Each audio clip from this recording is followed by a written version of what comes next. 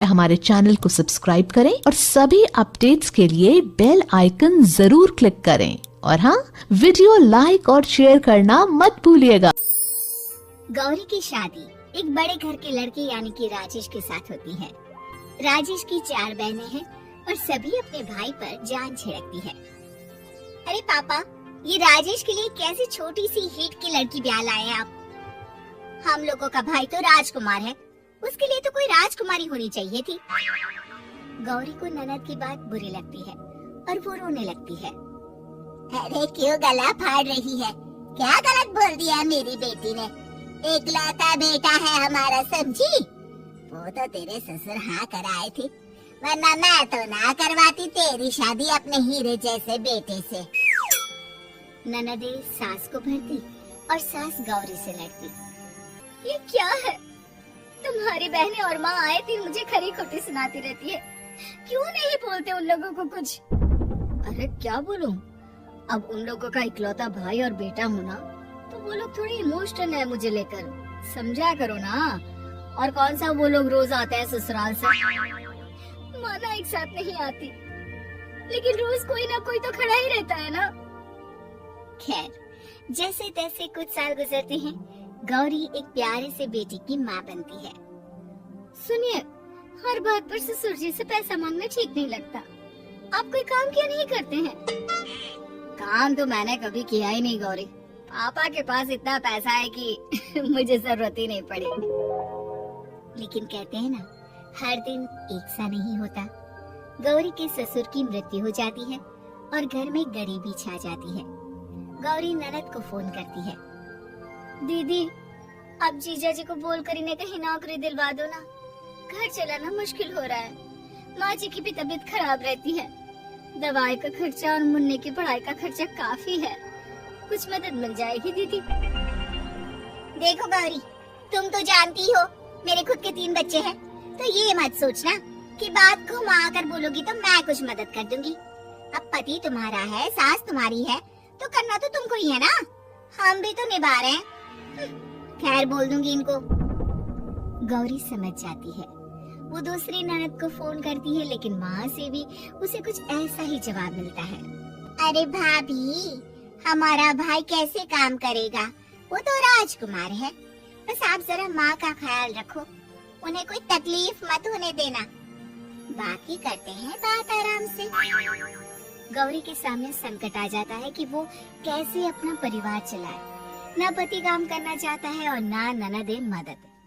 फिर एक रोज गौरी की सहेली कहती है, गौरी, मैं ना एक फैक्ट्री में काम करती हूँ, तुम्हारी परेशानी समझ सकती हूँ, क्यों नहीं तुम भी मेरे साथ वहाँ काम करती? अरे लेकिन मुन्ना तो छोटा है ना। तो क्या हुआ, तेरी सास और पति तो घर पर ही है, वो लोग संभाल लेंगे, तू चल मेरे साथ। गौरी ने अब काम करना शुरू कर दिया था, लेकिन उसका सपना अपने बेटे को अच्छी शिक्षा देने का था। गौरी अपने भाई से कहती है, भाई, आपके बच्चे जिस स्कूल में पढ़ते हैं उसमें मेरे गौरव का भी एडमिशन हो सकता है क्या? अरे कैसे बात कर रही है गौरी, जितना तू कमाती है उतने में तो तेरा घर भी नहीं चलता, तू कहाँ इतने महंगे स्कूल का सपना देख रही है? लेकिन गौरी भी ठान लेती है कि वो किसी न किसी तरह अपने बच्चे को अच्छे स्कूल में पढ़ाएगी। माँ जी, ये मेरे गहने हैं, मैं बेच रही हूँ, गौरव का कल एडमिशन है। अरे वो तो ठीक है गौरी, लेकिन आगे की फीस कैसे मैनेज करेगी? और ज्यादा मेहनत कर लूंगी माँ, गौरव कुछ बन गया तो हम लोगों के सारे दुख दर्द दूर कर देगा।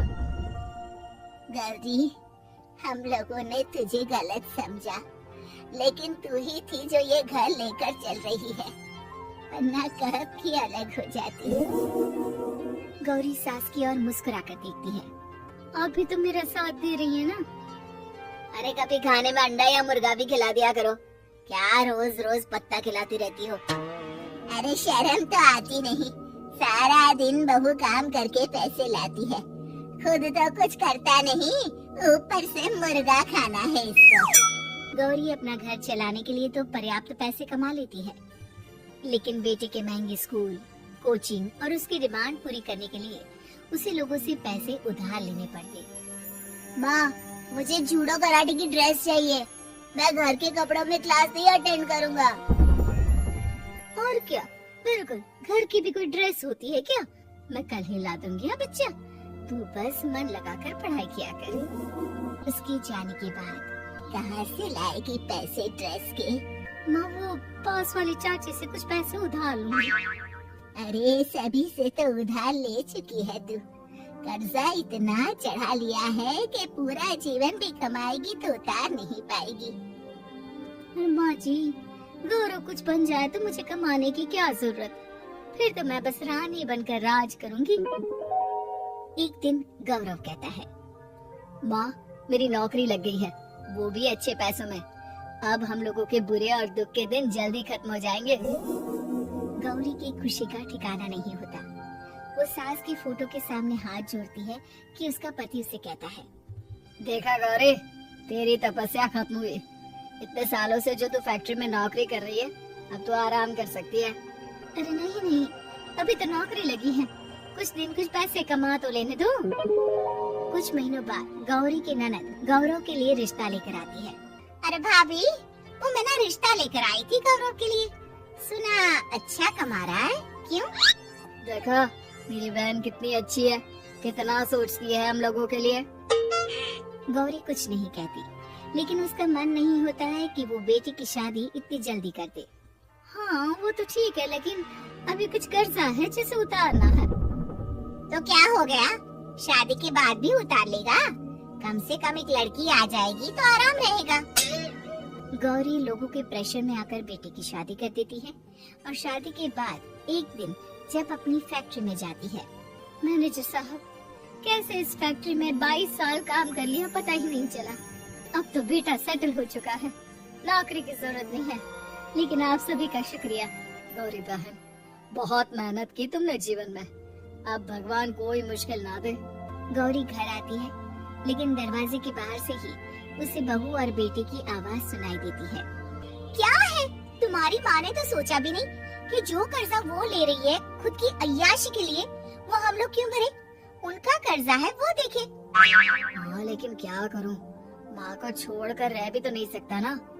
अरे रह नहीं सकती तो क्या करोगी, पूरी जिंदगी उनका कर्जा चुकाते रहोगी? कल को हमारी भी फैमिली बढ़ेगी, कैसे मैनेज करेंगे? मैं नहीं जानती, साफ साफ बोल दो पैसे नहीं है फालतू के। जिसका कर्जा है वही निपटाए। गौरी बेटे बहू की बात सुनकर स्तब्ध रह जाती है और अंदर न आकर वहाँ से सीधे फैक्ट्री जाती है।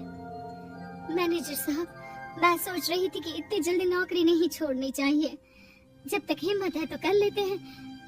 वो मेरा इस्तीफा ना वापस कर दीजिए।